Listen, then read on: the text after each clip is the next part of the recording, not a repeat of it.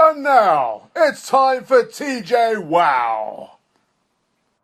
Good morning, everybody. Good afternoon, good evening, depending on where you are and when you are watching or listening to this fabulous live video discussion. So this is from Training Journal and I'm your host. I'm Deputy Editor. I am Jo Cook and I'm really pleased to be with you today to discuss a really important area. The late Jake Gray-Cross would say that conversation is the most powerful learning technology ever invented, and that's what we are focusing on here. We want to make sure that what we're covering here in this discussion isn't just a presentation from people, good as they can be.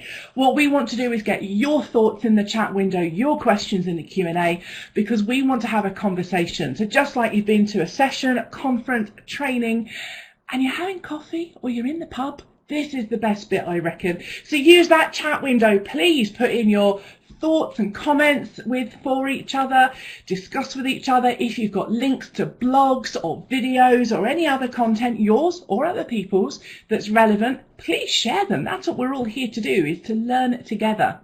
At the bottom of the screen, there's the question and answer panel. If you want to make sure 100% that I'm going to see your question, pop it in there. If you put it in the chat window, I'll do my best.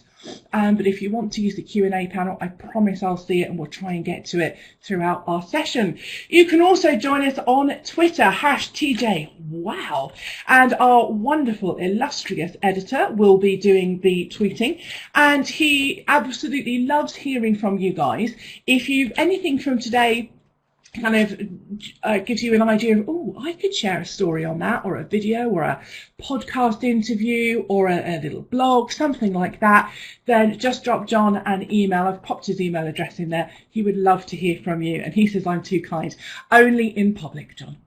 Okay, so you know everything's available on our website for our recordings, including this one later on this week. I think it's around about time that we went and speak to our actual speakers. And this week, what we've got is Ajay Pangakar, Marco Ficini and Owen Ferguson, three fabulous people on this topic. Let's get their videos onto the main screen and we will do some introductions. So what we're going to do is we're going to speak to Marco, Ajay and Owen. We are going to get just a little understanding of who they are and what they do. And then we'll go into our question. So Marco, let's get you unmuted first of all. And Marco, tell us, who are you and what is it that you do? Who am I?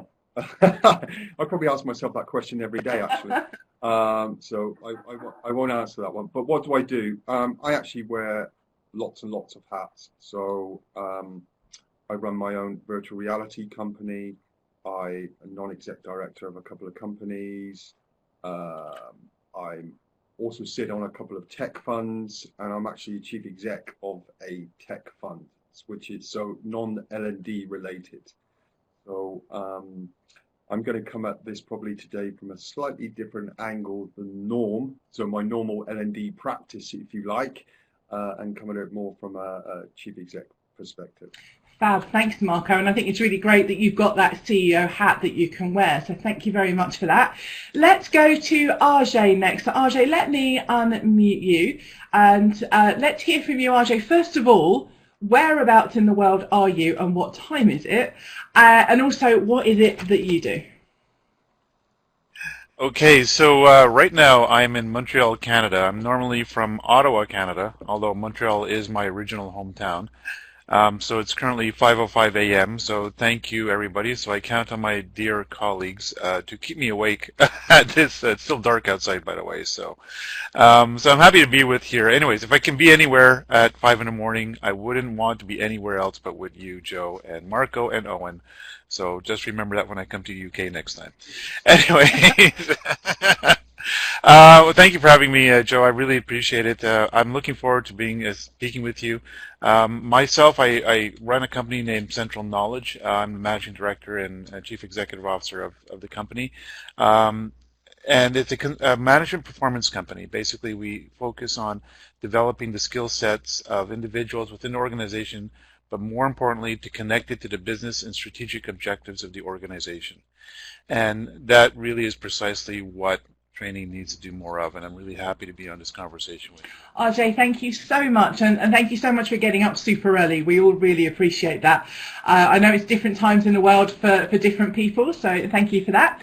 And Owen, let's come to you last of all, and last but by no means least, as they say, let's get you unmuted, Owen, and tell us a little bit about what it is that you do and what do you focus on? Hi there everyone, I'm Owen Ferguson, I work for Good Practice. We are a learning technology company with, and our main focus is helping people in mid to large size organisations make better decisions through the smart use of great content, great technology and great design.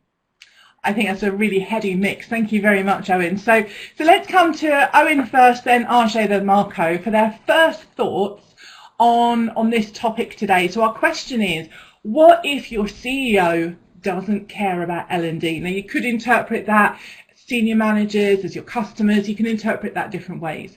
But Owen, what are your first thoughts on tackling this? If you're working in L&D and your CEO or someone senior doesn't really care, where on earth do you start?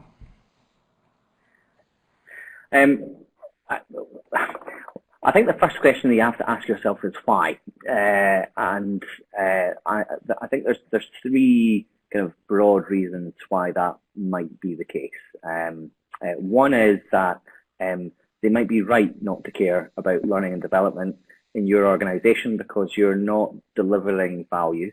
You're actually just operating on a kind of a compliance and a tick box kind of remit. They might be wrong in that they might not be seeing the value of what it is that you're doing. So you might be actually helping actually improve performance. You might be helping the organisation to achieve the goals, but they might not necessarily have a good sight of that. And that's a lot about building the relationship and increasing your visibility with the senior management in the organisation. And the third reason, and this is I think sometimes we lionize senior managers thinking that they always get it right, but you know what, the CEO might just be wrong. They might be one of these Steve Jobs wannabes with little appreciation for the value of learning and development. So one of those three reasons can all be true, and how you handle them will depend on what's in behind their reason for not caring. Thank you. I mean, I do like that point about the CEO or the person in charge could be wrong, and being in that position yourself. Are you ever wrong, Owen?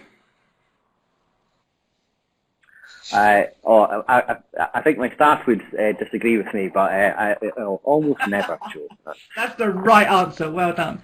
So RJ, let's come to you and get your thoughts on this about, what if your CEO doesn't care about L&D? Has Owen covered everything off? Are there different points or angles we can think about? Well, I was going to say thank you, Owen. I'm off the hook to say anything right now, so I'm good. No, I'm just joking. I totally concur with Owen and most of the points. I do agree with maybe the CEO is one of those aspiring egotistical kind of individuals that doesn't really care what goes around them. However, the first point is very important to emphasize. And I'm sorry, Joe, I wrote an article for elearningindustry.com that was titled if the maybe I'll write one for Training Journal one of these days. If your training budget was cut, then you deserved it. And because and I didn't say this at the beginning, but my background is from business first, then L&D. I come from a background as a CPA, and I've worked as a director within organizations outside of L&D. And so I've always said to L&D people when they come up to me, my budget was cut, or it always gets cut first when times are bad. And I say to them, well, that's because you're not demonstrating value. And ultimately, value is never personal. The business leaders are looking to allocate their funds in the places that are going to contribute the most value to your organization. And if you're not contributing value, they're not seeing it, as Owen mentioned, then naturally they are going to reduce your budget or even eliminate it altogether. So what you have to ask yourself is, one is, am I adding value? Two, how am I adding value? And three, am I communicating it appropriately to the leaders in the organization? Or, in other words, are they seeing it the way they should be seeing it? Not the way we want them to see it, but the way they should be seeing it. And those are actually the 3 points that I believe should be the focus if you really want to show value. Thank you very much. I really like that fresh approach of, well, you deserve it because you're not performing. So that's something that we'll no doubt come back to. And Marco, what are your first thoughts? Your CEO doesn't care about L&D. You know, with your CEO hat on rather than your L&D hat, what I'm going to say, why don't you care about L&D?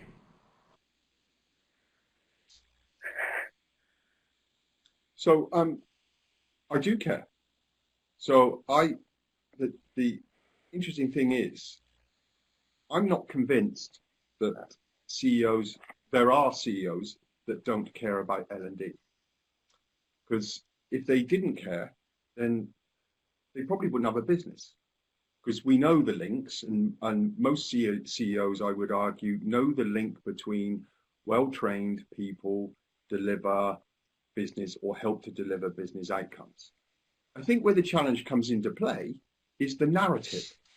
So what we have to be clear on is, you can go to a CEO and talk about learning and development, and you can talk about models and learning theories, and they will just glaze over because that means nothing to them. That's not their background. That's not where they came from. It's not something that they understand. So you have to change your narrative. And the narrative, and sometimes, do you know what? You may not even mention the word learning. You may not even mention the word training.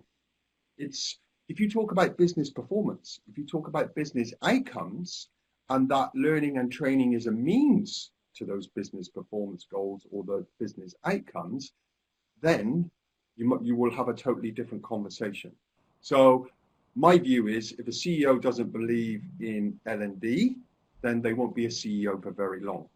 But what we have to be clear of is, it's like talking to RJ, who was an accountant back in the day. If you talk to him in accountancy speak, he understands.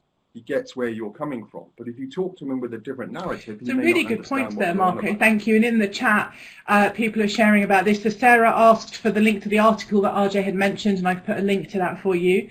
And if you've got links to anything you've written or know of or whatever, just please do share those. Charlotte says, I'm very lucky that my company does care about L&D. However, my friend works for a company who don't see the value in L&D and doesn't see the need for a trainer in the company. Now, you can get into arguments about different models for learning delivery, but the point being, you're seeing that they don't care enough to put some kind of investment in there, and that's kind of one of the things that we need to address. John Kennard, our editor, says, in my experience, CEOs not caring is all too common, but that doesn't mean you can't get on and make some changes anyway under cover of darkness. So that's another interesting point to come to. Sarah says we need to speak business language, and RJ in the chat says more than business, it's about improving performance. So it's that whole mix there. And I think probably, speaking on behalf of Sarah, she probably means that kind of thing as well. But Sarah can tell me otherwise. And Wes says, I think they see a need for it, but not enough to invest. Yeah, it's that kind of how much, I've only got so much money, where do I put that? Am I going to get, dare I say, RJ will spark off at this one, the return on investment for my learning, but we'll come back to that point shortly. Wes says, I have a client who was an IT team of 20 people, but only one trainer. Wes, I could argue, is one trainer too much for 20 people? I would argue that point, but maybe you've got another thing that you want to share there. Sean says, is there a credibility issue with an internal L&D function to that of an external solution? That is a great point, Sean. I'm going to come back to that in just a moment, because what I did want to do is come to Owen. So Owen, something that Marco mentioned just now was about the narrative and talking about language. So something that we've talked about in the past with the research that you've done at Good Practice is that the L&D narrative has been one thing, but then your research has found maybe something slightly different. What are your thoughts on this idea around narrative? Well, I think there's a few things in there. Part of it is about learning and development wanting to talk about specifically things within their domain that achieve outcomes but it's the outcomes that the senior leaders actually care about. They don't necessarily need to care about learning, development or training. What they care about is improved performance, high performing teams, people with ongoing skill development. So there's that aspect of it. But I think also the flip side of that is one of the reasons why we do an awful lot of research is because we care more about what people actually do and what they'll actually use rather than developing stuff that people will necessarily see as learning. And one of the key things that we learned through all our research reports is the word learning itself is loaded with meaning and subtext. So for a lot of people who don't work in learning and development, we have to remember that we have a very different relationship with the word learning. When people hear the word learning, they will think of it as something that either they need to make time for outside of the normal course of their work, or it is something that is scheduled for them. That's what they will think of as learning. But when you ask them about overcoming unfamiliar challenges, when you ask them about achieving new tasks related to their role, they will talk about learning all the time. But they won't necessarily. But it won't be the kind of more educational focused learning that a lot of people think of. So when you go as a learning development practitioner, whether it's a consultant, a head of department, a manager, to a senior leader, they will already in their mind think, these are the guys that deliver education type stuff, right? They deliver workshops, off-site, rather than all the other things, the other tools that we've got in our kit bag that can deliver actual learning that will lead to improved performance. So you're having to deal with both of them. You're having to understand what their context is, understand what it is that they actually want to achieve, but you're also having to overcome their bias about what learning actually is.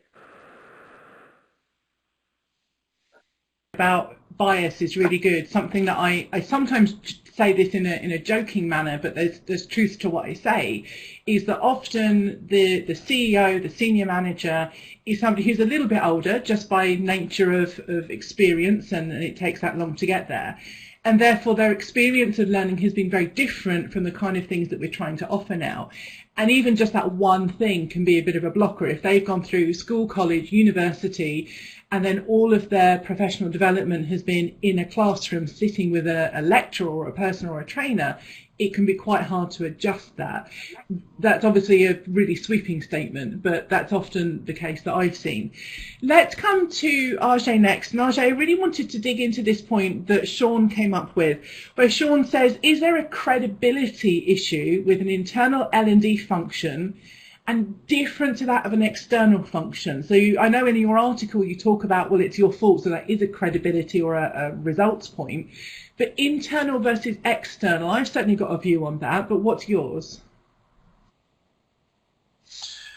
So the credibility issue is pervasive in L&D, whereas what's happening right now is a lot what Owen says and what a lot Marco says, of course, rings true so well, but it implies the lack of credibility. Number one, the lack of credibility stems a little bit from the language and the terms that we use. So we speak in terms of learning, and Owen just said it, we should be focusing on performance. Let's be frank here.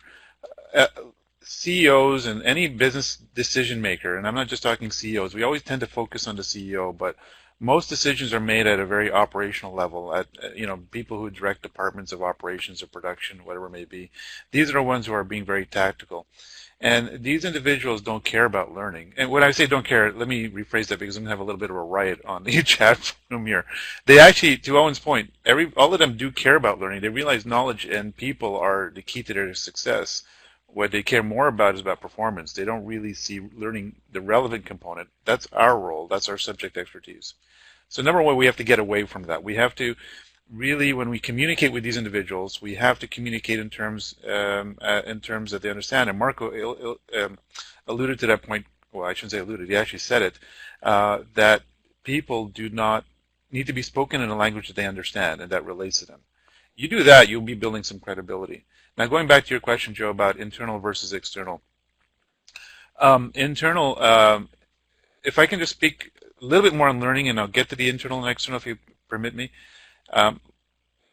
The learning part, first of all, for people, most of us, and you said it, Joe, let's recall our time in school, whether it be in some type of middle school, elementary school, university. Any of these moments was, when we were learning, it wasn't necessarily seen as a positive experience. What I mean by that is we were learning, and then, of course, we were given a punitive context. We were tested to see if we remember that context. And none of us really, although we might reminisce fondly about our university and educational years, none of us really enjoyed the moment of learning. And that leaves a negative context that's foundational. And that also leads to the lack of credibility. We're not really that empathetic when we tell people learning is something that's positive, but it implies change, so we have to be careful about that. The point about internal and external, though, is internal is that individuals there, the leaders recognize that you are a business unit within a business that is supposed to improve business in some form.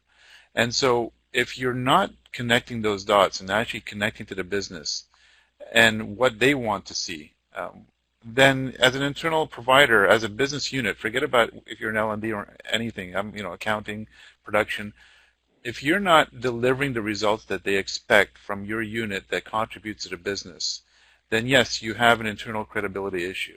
We started off the conversation that way.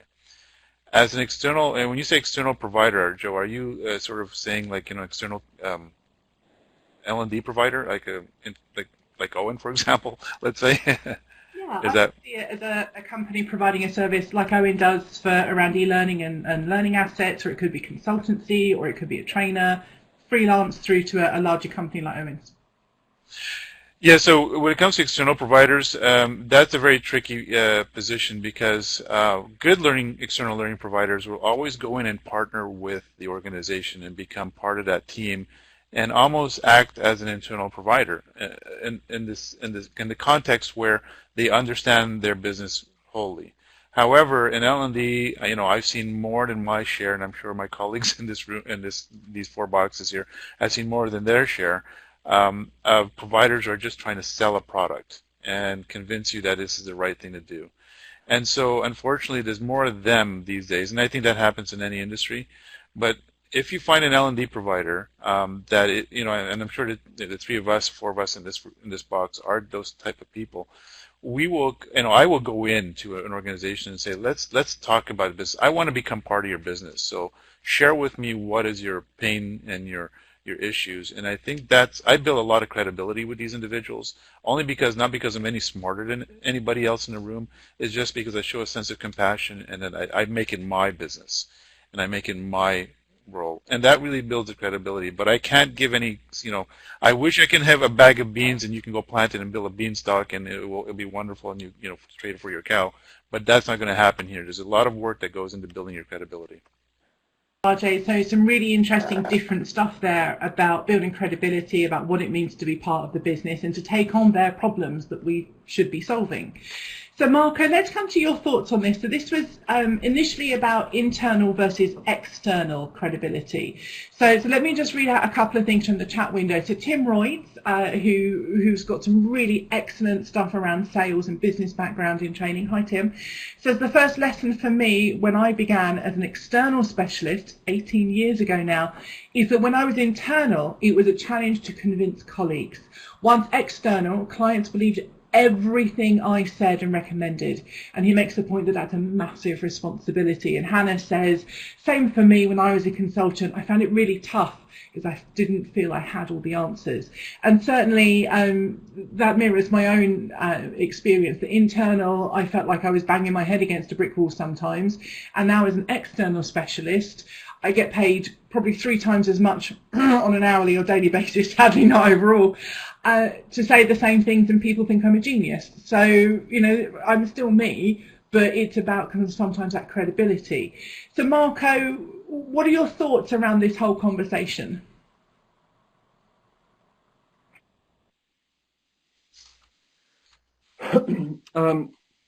Yeah, so, credibility is huge. It doesn't matter what role you are in a function, you have to have the credibility. I think when it comes to external and internal, I think there's one very clear difference. And this can very easily be summarized in one word with 4 letters, and that's data. And what an external provider will do, and Owen put a note in the chat there, is an external provider is being paid to do a task, a learning intervention typically. So there's a clear budget line to that, and therefore it's in their best interest to deliver a great learning intervention, because they'll want to do more of those learning interventions, and they will capture data, because that's about proof, that's about credibility, that's about performance, that's about success. So they will capture that, and then they will feed that back to whoever their contact is and say, look at what a great job. And I'm not talking happy sheets here, I'm talking something far more deeper. What I think doesn't happen more often than not in internal L&D is they don't utilize data. Now, we've been talking about data for a couple of years now, but I don't think they're utilizing the data at all. So they're still looking at it more as a transactional process. So here's a course, whether that's an e-learning course or a face-to-face, that's being delivered, and then they're not doing anything with the data in behind it. Because if you think about this very easily, businesses are run on data.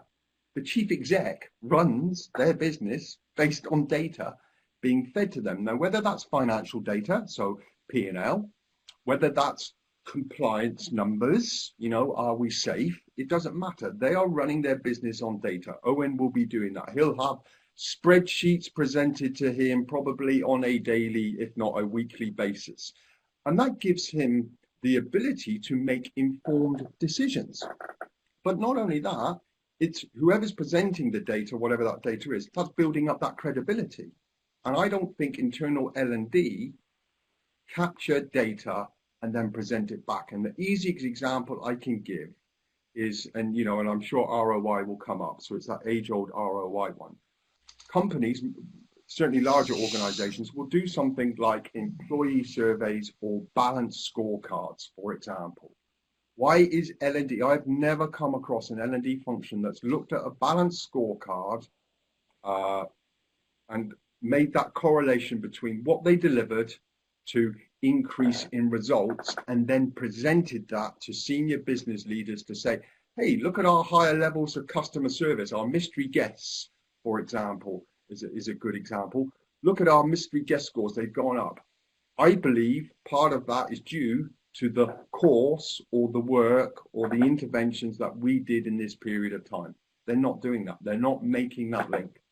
Okay, so some really good stuff here about data and how we use it. And Marco and I were chatting about this a little bit before the webinar. We're going to do a podcast for this for TJ, because one of the things I like about discussing things with Marco is that he's at one end of a business continuum with loads of experience doing loads of different things in loads of medium to large size businesses and at very high levels. And outside of TJ, most of you know I run a company where it's me, it's one other full-time person, and it's freelance and associates. So we're kind of on either end of a continuum, but we have the same conversation. I talk about probably really tiny data, and then Marco will talk about really big data. So I think there's a really interesting thing we can do here about taking the smallest piece of data and making decisions from it and start to learn and gain confidence from that if it's something really new to us. So Owen, you're a data geek, it's fair to say. You'll openly say this on things like the Good Practice podcast, which everybody should listen to. It's absolutely awesome. Tell us a little bit more about the importance of data towards making these learning decisions. So I know that you use that in terms of what you make at Good Practice and how you analyse what's going on, but also as a senior manager yourself and advising other people, how does that data help you? What's important about it? Sure. I mean, so the first thing I would say is that if your focus is on learning, it's in the wrong place. It's what business objectives are you looking to change as a result of that? And I think the other caveat I would say before I kind of dive into it is that L&D is not alone in being poor with its use of evidence. I think it's all too easy to get consumed by sort of the internal self-flagellation when it comes to this stuff. But you see an awful lot of it when you look outside of L&D and marketing, for example. You look at customer service, customer satisfaction, how these things are actually getting measured and how effective they actually are. I have to say, I think it is true that L&D is behind the curve compared to some functions who have gotten an awful lot better at gathering evidence around what works and what doesn't. Some of that's because the stuff that we do can be more difficult to measure. Sales is it's always cast up as the canonical example of something where it's easy to measure whether something has had an impact or not. And even in there, I think that mistakes are made without necessarily controlling for other variables other than whatever interventions that there are. But in HR and L&D, there's still too much focus on whether something was delivered as opposed to did it work as intended.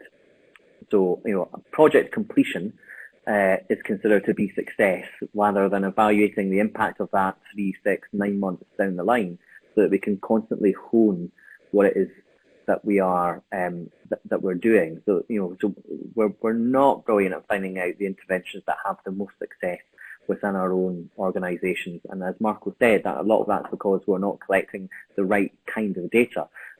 But those things come from a strong relationship with the business functions that you are facing off to. What are the metrics and the KPIs that they are measuring, that they are targeted on moving, and then working back from them to find out what interventions can you use to impact on those metrics and KPIs. And some of that conversation can be around, are you measuring the right things? Because a lot of the time, again, business leaders don't have it all right. If you're a customer service function and you're entirely focused on average call duration, for example, that's a secondary, that's an efficiency measure. You should be also measuring things like overall customer satisfaction, calls dealt with first time, those other kinds of metrics. And so working with the business leaders to find out what are the things that are going to move the needle here, and are we measuring the right things? So that's all really important, and I love the points that you make there, Owen.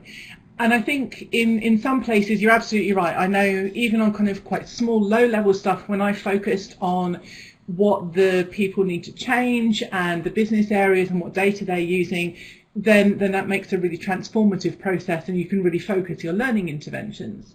But I just also know I've worked with either L&D departments or actually business departments, operational departments that don't have that data. They know there's a need because they know their department really well. But when I've said, great, where are your measures, your statistics, your spreadsheets, your systems, so that we can see whether there's improvement, even they have those problems. So I think there's a part of it where we need to be savvy enough to be able to ask those questions, come up with something in the interim if it's not there, and help those business departments.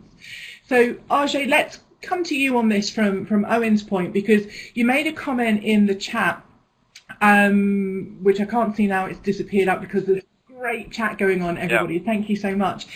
But you said that L&D is the spoiled child of business. And I know you have a particular view, quite a sweeping view, that basically L&D aren't good at this. And I don't know I agree to the extent that you say that. No. But tell us a bit more about where you see that, where definitely some organisations and departments are not doing as well. Well, no, I don't want to make a sweeping generalization, but more often than not, it is what I term the spoiled child. And what I mean by that is, for decades, as long as L&D has been part of the modern organization nomenclature, where we required to have started training people, and that probably began, I mean, it might have been around for a long time, but it maybe really began formally maybe in the late 60s, early 70s. Prior to that, you would hire people to just come in, skill them up on their work, and then as long as they knew how to do their work, you you did your job as L&D. And that has changed recently, significantly in the last 10 to 20 years.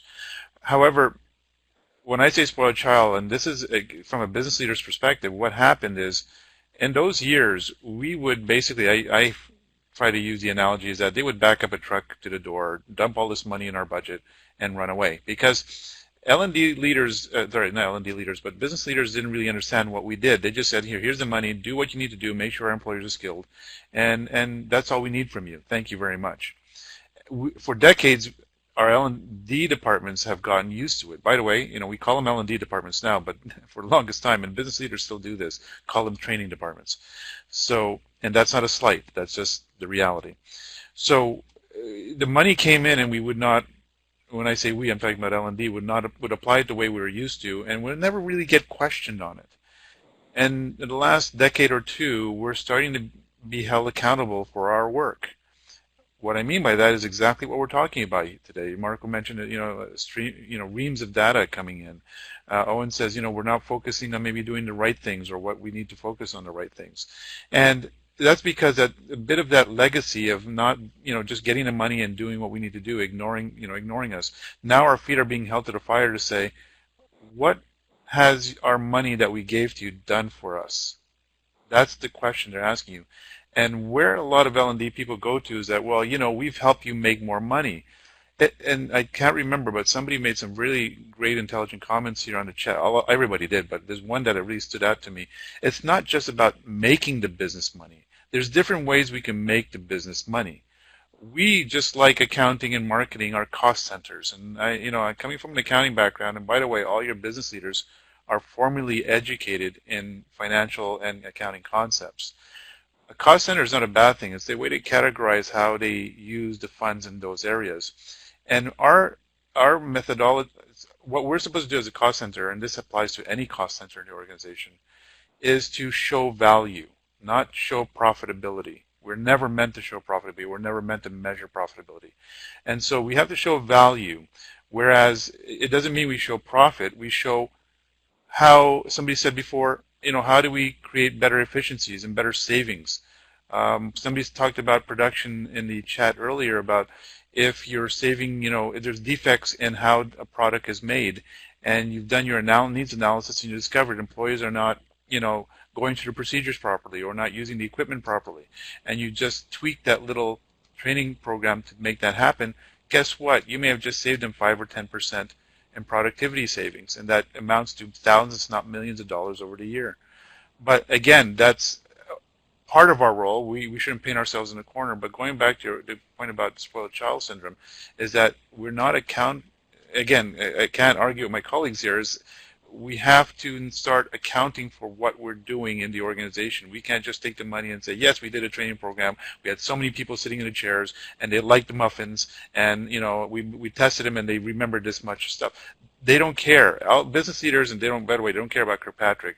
They focus on level 3, level 4. They don't want to know about level 1 and level 2. I'm being very blunt here, but that's a fact. I've talked to one business leader after another, and it's all anecdotal, mind you. I haven't done any fancy studies, but at the end of the day, they just want to see that people can apply the skills that they've learned, and that it makes a difference in whatever they're doing and impacts the business. Thank you, RJ, and people are agreeing with you in the chat here. Letitia says, you nailed it with value as opposed to profitability. Dorota says, but it's not only L&D team's responsibility to work on those things. And I think you acknowledged that. You said, it's part of a mix. And Debbie Carter, our editor-in-chief here at TJ, said further up in the chat, L&D needs to facilitate and liaise with other departments who can impact so many in development and performance processes. And so, may I quickly add a point to that, Joe? I'm sorry to interrupt, but I'm going to share a real-life example. You know what I do with L&D departments? By the way, I don't get called in by L&D departments. I get called in by business leaders to talk to L&D departments. And what I do is the first thing I sit with the L&D manager, project manager, whoever it is that's leading the charge. I tell them, guess the first thing we're doing, we're taking a field trip internally to the departments that you're affecting. And we're going to sit down and speak to every individual in those departments that you are going to impact and learn about their business. You're not just going to be an order taker anymore. So yes, you need to get out of your seats and go talk and liaise with the people in your organization. Completely agree. When I was working at CNN that I mentioned just before we went onto the recording, one of the things I did for the whole building, we had 7 or 8 different floors, is along with IT, we identified some of the key things that were the key tickets that were coming in, or how do I set up my email, how do I do my email signature, whatever it was. And me and somebody from the help desk would do a floor walk. So once a week or something like that, I can't even remember, it so many years ago, we would pick a floor and we would spend an hour, we'd advertise it, posters everywhere, emails, and say, right, Tuesday, 2 p.m, we're doing a floor walk, ask us whatever. And if it was a technical question I couldn't ask, I'd grab the help desk person. If it was more of a sit down, show me, train me, I would help them. So what was really great about that is I got to know the individuals as well as the senior people. I'd go in their offices and chat to them and have those conversations, which I wouldn't have done if I hadn't been on the floor and walking around. We trained people so that they weren't logging so many tickets, but also I was just getting to know much more about the work and the challenges people were having as a side process to what was going on here. Okay, so some great stuff going on in the chat window. Thank you, everybody. I can't refer to all of them, but I'm loving the conversation here. Marco, let's come to you on this topic. And we've only got a few kind of things we can cover before we go into our reflection piece. But Dorota Langner said something. I'm just going to lean over here and read this. Dorota says, I've recently conducted research about the value of L&D, interviewed HR and L&D managers and directors. And that sounds really interesting, Dorota. And I know that John Kennard, our editor, would absolutely love for you to write some stuff on that, and anybody else, if you have some things to share on this. Let me just share his email address again. Dorota says, one crucial idea was pointed out by all of them. To be effective in the L&D function, you need to be a business partner. You need to understand the business, what people actually do in their roles, what the challenges are, etc. Then you can help them through relevant L&D activities. Marco, when you're having people in your organisation say we need training, or actually when you're seeing a problem or a challenge, how is it that this is helping when you speak to internal or external L&D people? How is that working for you as a senior manager, a CEO?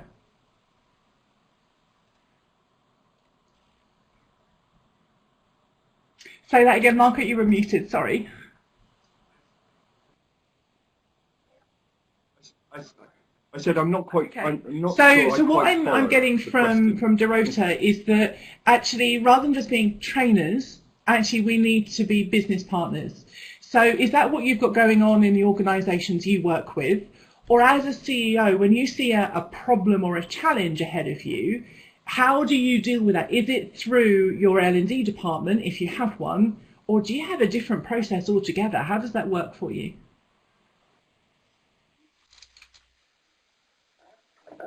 Yeah, it's always through. It's more often than not always through the L&D department. The key difference, I suppose, to most is that, and it's been highlighted in the chat, and it just reminded me. If you look at, and I have researched this over the years and spent time with many companies, the most successful companies that I have worked with and seen, and we know a lot of the brands, are ones where L&D is not seen as just a function. Everybody is in L&D from the top down. Chief execs will mentor people below them, succession planners. Ops directors will, deliver training. So everyone is in that L&D space, all delivering some form of training or learning and development. So, but the facilitators of that, there has to be, a lead, if you like, and that is the L&D department. They're typically the facilitators of. It's very much like, our industry is full of contradictions, and I always talk about this. We talk about technology, and people talk about technology and they go, oh, the next shiny toy. We all know that technology is not the cure-all, it's the facilitator of.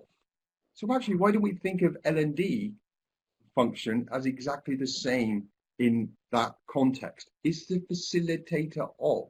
It's then about the individuals and what is their preferred method or way of taking in that training or that learning, for example. And I just want to reference something that Wes Atkinson said right at the very beginning about an IT department with 20 people, and they've got one trainer, and the business won't get its head around employing 2 trainers.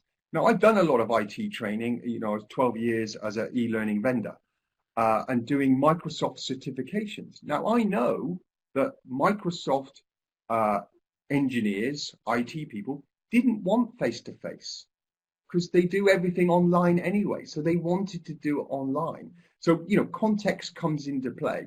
You know, and obviously that's an easy example to use. And of course, I don't know the whole story, but you've got to look at the context as well. So for me, it's about the facilitation. Really interesting, Marco, thank you. And I think it's a different way of looking at that again. And I really like the way that you've put that. Thank you.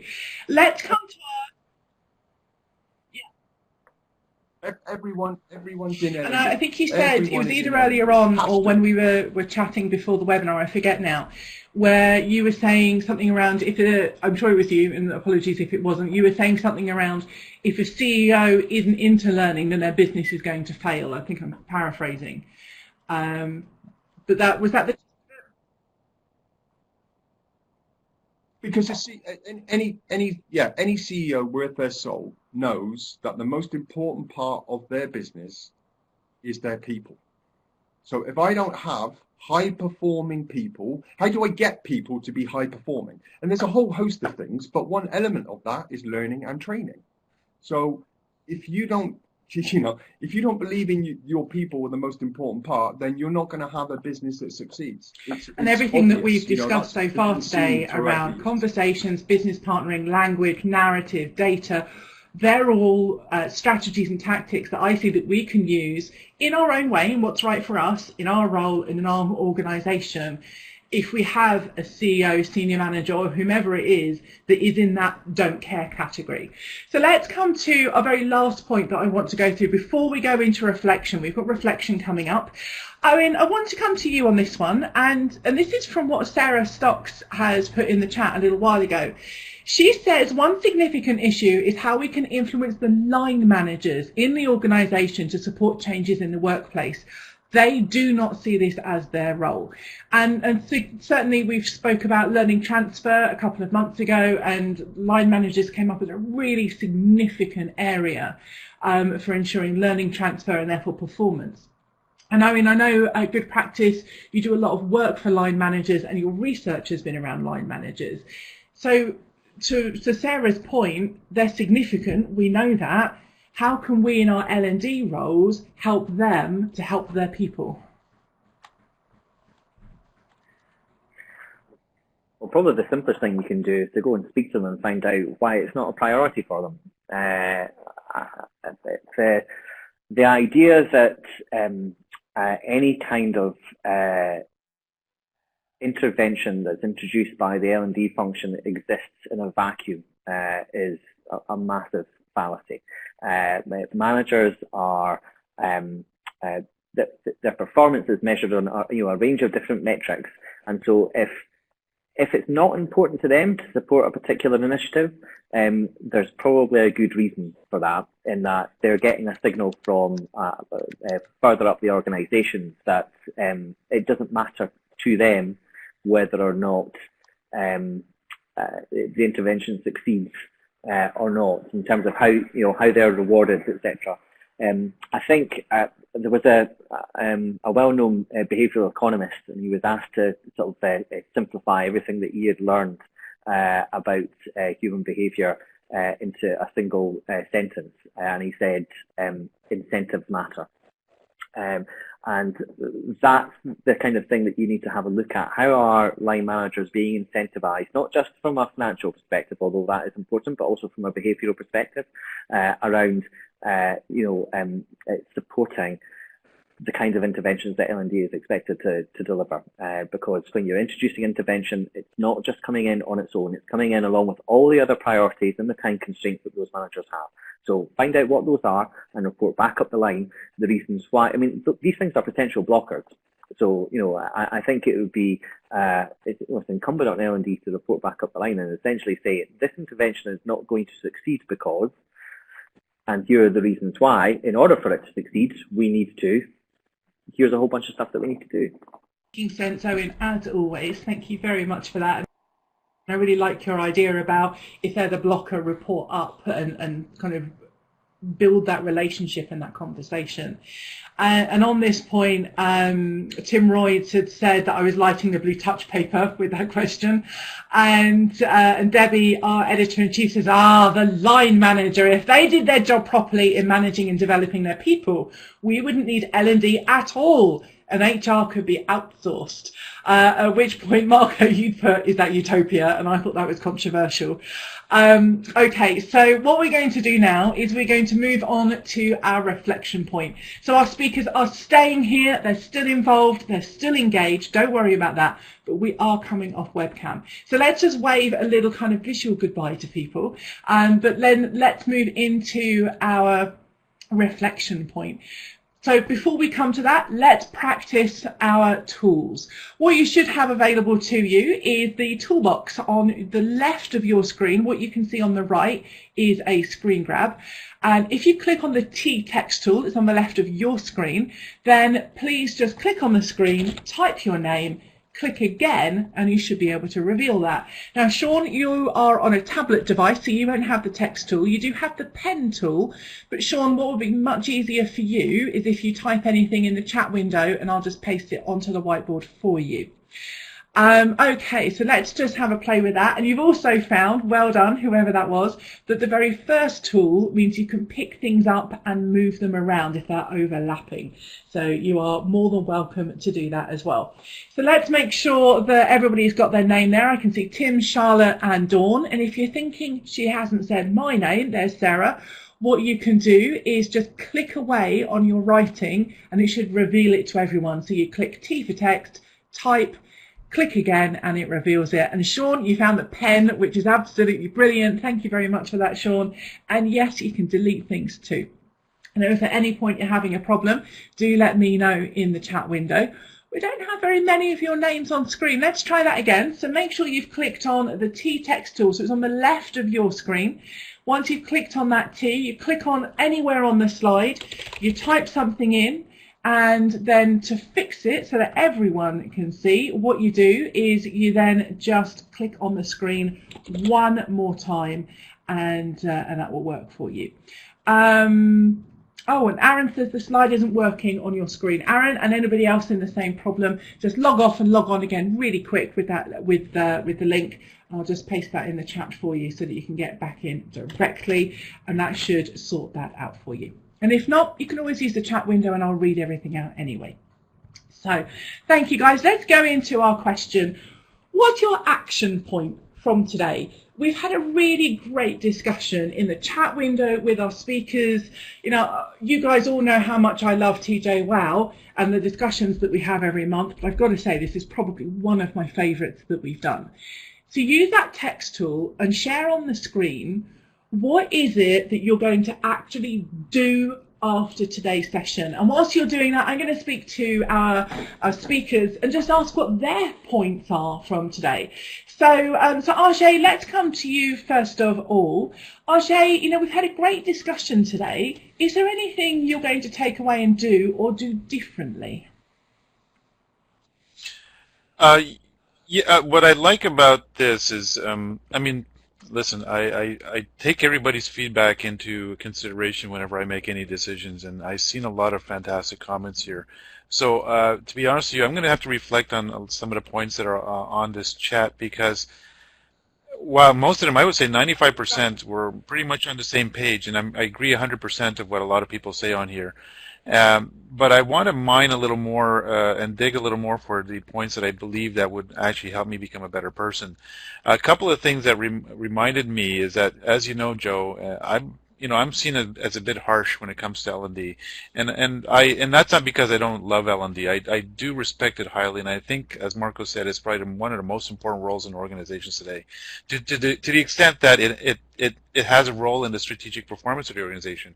The balanced scorecard has learning and growth. So when you are looking, if it's a strategic context, you must make sure that you are fulfilling that promise to your business leaders. So, but what I want to say to people is that I love L&D. I think they are most important role that needs to make something happen in an organization. And with that, I want to make sure I have a little more empathy moving forward for them, because I know the struggles that they're under. But at the same time, I don't have time to wasting their time to make sure they're not delivering results. Thank you, RJ. So let's have a look at some of what's coming up on here. Then we'll come to Marco and Owen for their thoughts shortly as well. And Marco, I saw you dropped out there, but you're back. Welcome back. So Marco, you might just need to reconnect your audio again. So let's look at what we've got going on the whiteboard, the action points from today. We're going to start at the top. Somebody said, forgot about this until halfway through, so we'll have a decent listen when I have time. That's right. As long as I don't forget and our speakers don't forget, then we're okay. And we do record them, as you know. So launching a level 3, level 4 project in L&D is what somebody else has said. Somebody has said, I'm going to chat to our support functions to see how we can support them. I've just gone to account managers, etc., but I can see the value in what you said, Joe, by talking to other areas of the business. Brilliant. And that's something that there's been throughout everybody's conversation. So really well picked up there. Look at how our managers are incentivized and find the blockers and report upwards. So, Owen, that was directly to your point. So what are some of the things that you're taking away from the conversation today? It's been really interesting. I've been following the chat as it's been going through. I think the main thing for me is this has actually sparked a bit of a thought in my head. I would be interested in finding out to what extent there are differences between how different kinds of functional leaders view learning and development. There was no single comment that did that, but as we were sort of going through it, kind of realised we were talking about business leaders in a very generic kind of way, but I would be interested in finding out whether marketing leaders would view learning and development in a different way and require a different kind of conversation to people working in finance, to those working in customer service, etc. So I'm kind of, I'm a bit intrigued by that. It's something I plan on doing, and maybe see if there's anything useful for the wider L&D profession off the back of that. Sounds brilliant, Owen. Thank you very much. And back to what we've got as our action points on our whiteboard. Somebody says, be brave and get out and talk to the business. Get to know what matters at all levels and to act as a catalyst for performance improvement. I love that. And it is a brave step when you haven't done it before, but you can do it. You'll get better at it and it will have amazing results. Manage the expectations of managers and be seen as a resource and not a stick to beat people with. Excellent, and obviously very pertinent to your organisation or industry. Time to ask some hard questions of those with profit and loss responsibility. Very good. Change our L&D reports to include value and cost saving. Great. Time to update the SWOTs, which is strengths, weaknesses, opportunities and threats, and pest analysis, and I can't remember what pest is, but somebody in the chat will tell us, on my key accounts to ensure that I'm up to date with their business challenges. Love that.